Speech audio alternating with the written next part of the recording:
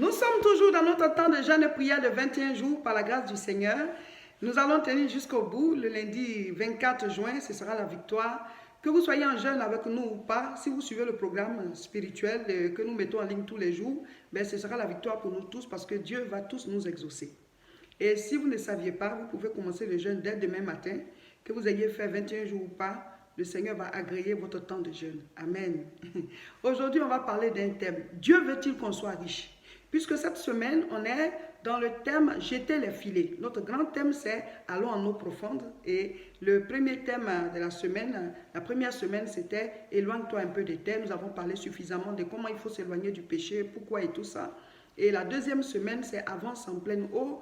On a parlé de comment il faut approfondir sa foi avec Dieu, c'est important. Et cette semaine, la dernière, nous parlons de jeter les filets. Jeter les filets, ça symbolise le matériel. C'est-à-dire que quand Pierre, ils ont jeté les filets, ils ont eu de l'abondance. Ils ont eu beaucoup de poissons. C'était une pêche miraculeuse. Ici, nous sommes en train de parler maintenant de la bénédiction matérielle.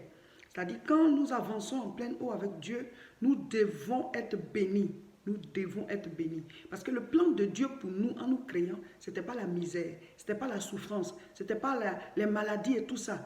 Dieu veut qu'on soit dans l'abondance. Voilà. Et donc, comment faire maintenant pour avoir l'abondance dans tous les aspects de sa vie? Et donc, aujourd'hui, le thème, c'est Dieu veut-il qu'on soit riche? D'abord, j'aimerais parler à certains chrétiens. Nous avons remarqué qu'il y a des chrétiens qui sont allergiques au thème de la richesse. C'est vrai qu'il y a des faux prédicateurs qui ne font que parler de la richesse, de l'argent et tout ça. Mais moi, je suis toujours en train de vous parler du salut de votre âme. Mais Jésus-Christ a aussi parlé de la bénédiction. Non seulement du salut de notre âme, mais de la bénédiction sur la terre ici. Quand Pierre a demandé, nous qui t'avons suivi, Seigneur, qu'est-ce qu'on va obtenir comme récompense? Jésus a dit quoi? Celui qui abandonne son père, sa mère, ses frères, ses soeurs, tout ça pour me suivre, il recevra sa récompense dans ce siècle-ci et dans le siècle à venir. Voilà. Donc, Dieu prévoit une récompense pour nous dans ce siècle-ci. Il a parlé de richesse en abondance. Il dit quoi? Jean chapitre 10, verset 10. Le voleur ne vient que pour dérober, égorger et détruire. Mais moi, je suis venu afin que les brebis aient la vie. Donc, il nous donne d'abord la vie éternelle et la vie en abondance. Dieu ne veut pas que tu sois dans la disette. Dieu ne veut pas que tu sois dans... C'est-à-dire, juste ce qui te suffit, que tu es en abondance afin d'aider. Donc, les chrétiens qui sont allergiques à tout ce qui est richesse, quand tu commences à parler de la richesse selon Dieu, ils viennent là, vous voulez nous sortir de la voie de Dieu. Parce que pour eux, être riche, ça veut dire que tu es orgueilleux en même temps. Dieu lui-même, il est riche. Mais est-ce qu'on le voit? On peut être riche et puis être humble. C'est pour ça que Dieu prépare nos cœurs avant de nous rendre riches. Et ces chrétiens-là croient que quand on est pauvre, c'est qu'on est humble.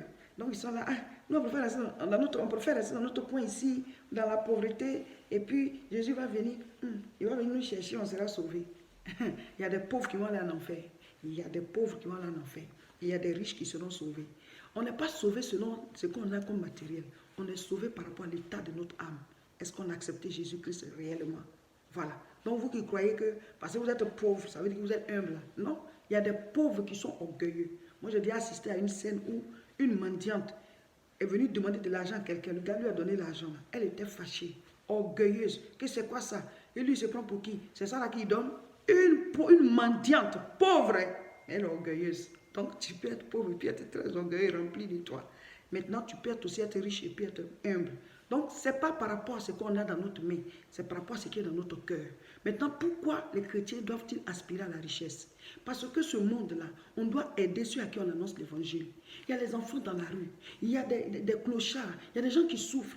Jésus a dit quoi? C'est nous, on doit aller les relever. C'est nous, on doit aller les donner à manger. C'est nous qui devons créer des centres pour nous en occuper. Quand les femmes sont dehors en train de se prostituer, tu vas l'évangéliser, on te dit, mon frère, laisse-moi tranquille, ma soeur, laisse-moi tranquille. Je n'ai rien à manger, je ne sais pas comment nourrir mes enfants. Je suis obligé de faire ce travail. Mais quand tu vas lui dire, arrête ça, en attendant que cette femme puisse trouver une activité qui va s'occuper d'elle et sa maison, il faut que tu lui donnes à manger.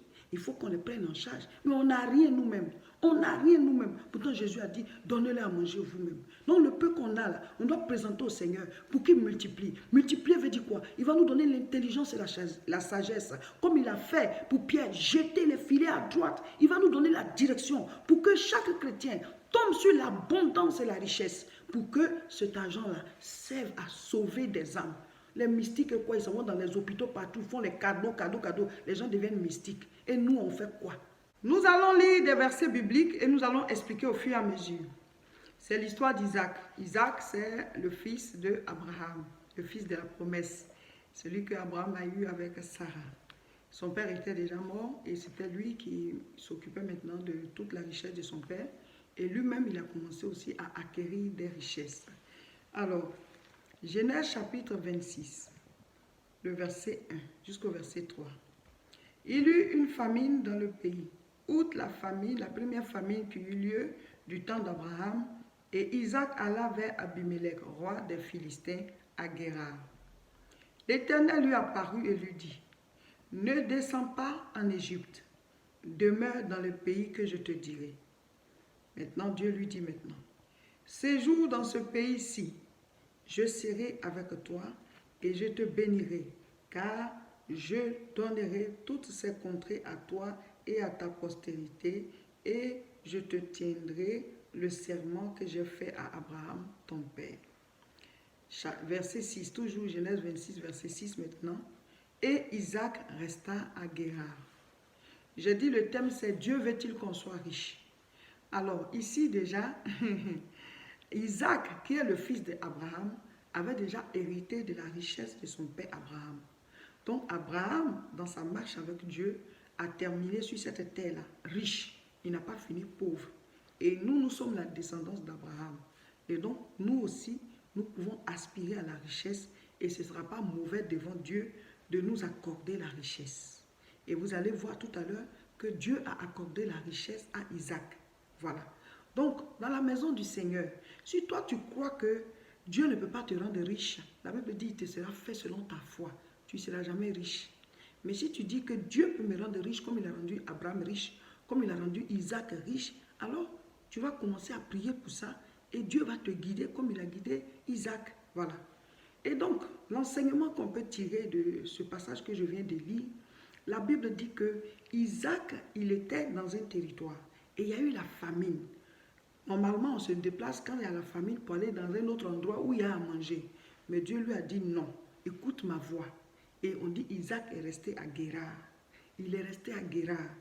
La première leçon qui doit sortir de là, c'est que nous devons savoir que on doit se laisser guider par Dieu. On doit écouter la voix de Dieu. Ne pose pas un acte sans interroger Dieu.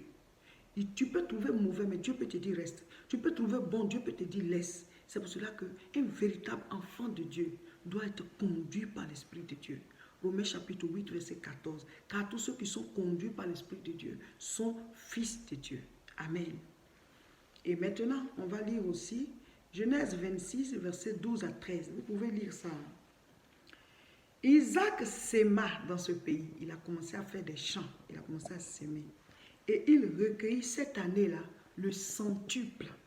Le centuple de ce qu'il a sémé. Il a recueilli le centuple de la récolte que normalement il devait faire. Pourtant, il y avait la famine. Et lui, il voulait même partir. Mais Dieu lui a dit, reste. Et on dit, car l'Éternel le bénit. Mon frère, ma soeur, Dieu bénit. Dieu bénit. Si tu comprends les principes de la parole de Dieu, tu vas aspirer à la richesse et à la bénédiction. Et quand tu aspires à la richesse et à la bénédiction, là, il faut que ce soit non seulement pour toi, mais aussi pour que son œuvre avance. Et il dit, verset 13, cet homme, on parle d'Isaac, devint riche. Et il alla s'enrichissant cette année-là. Amen.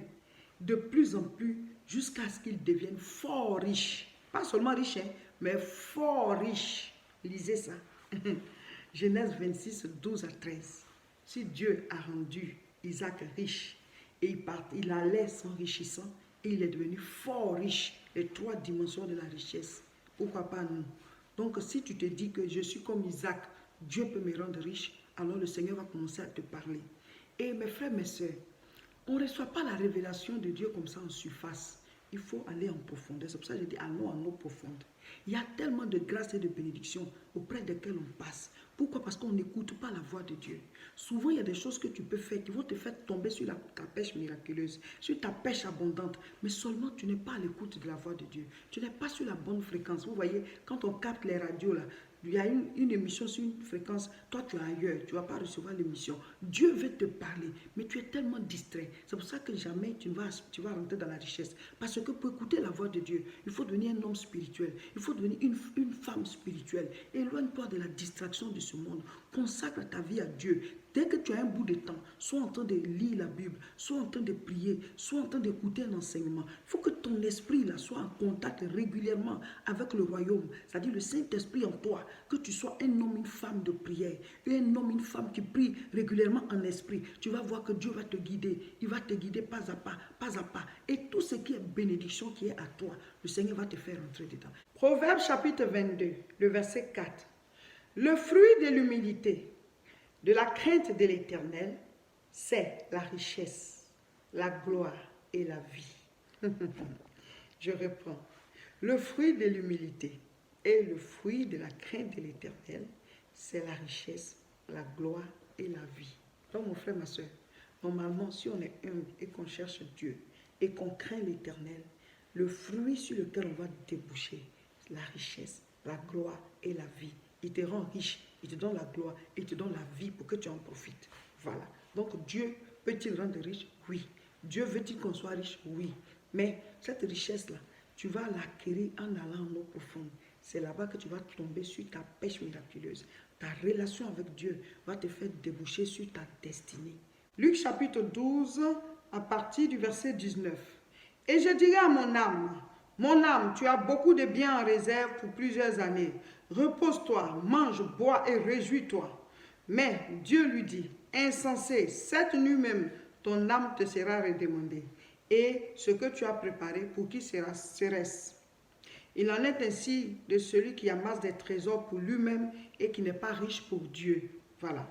Alors, Dieu veut-il qu'on soit riche? Oui. Mais il y a des gens, quand ils commencent maintenant à être riches, ils oublient Dieu. Ils se disent, bon, j'ai assez pour moi-même, j'ai assez pour ma famille, on se réjouit, on mange. Ils ôtent Dieu de leur vie. Et c'est comme ça, cette parabole-là. Le monsieur, il a fait tout son calcul. Il n'était pas riche pour Dieu. Il était riche pour lui-même. Il dit, mon âme, tu as assez à manger, repose-toi bien, tout et tout. Mais pendant que tu dis ça, si Dieu dit aujourd'hui même tu meurs, tu meurs. C'est pour dire que quand nous aspirons à la richesse, soyons riches pour Dieu. C'est vrai, quand on sera riche, c'est pour nous d'abord. On ne peut pas être dans l'eau et avoir soif. Voilà, donc quand tu es riche, toi, tu vas en profiter. Mais il faut que tu réserves toujours une part pour Dieu. Par rapport au sujet de prière, nous sommes toujours dans le sujet « Seigneur, montre-moi où je dois jeter mon filet.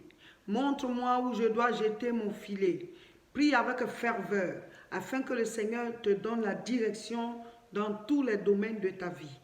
Et maintenant, demain jeudi et vendredi, les 2 jours, le sujet de prière, c'est le combat spirituel encore. Mais cette fois-ci, le combat spirituel, on dit Matthieu 10, verset 26. Seigneur, révèle-moi tout ce qui est caché et mauvais dans ma vie. Révèle-moi et détruis. Parce que quand il va te révéler qui est caché et qui est mauvais, qu'il détruise. Amen. Seigneur, révèle-moi et détruis tout ce qui est caché et mauvais dans ma vie. Parce que la Bible dit, rien de ce qui est caché ne restera caché. Tout sera dévoilé. Donc s'il y a des choses à ton insu qui bloquent ta vie, que le Seigneur te révèle ça pour que tu saches comment marcher et qu'il brise, il détruit cette chose-là, qu'il détruise cette chose-là.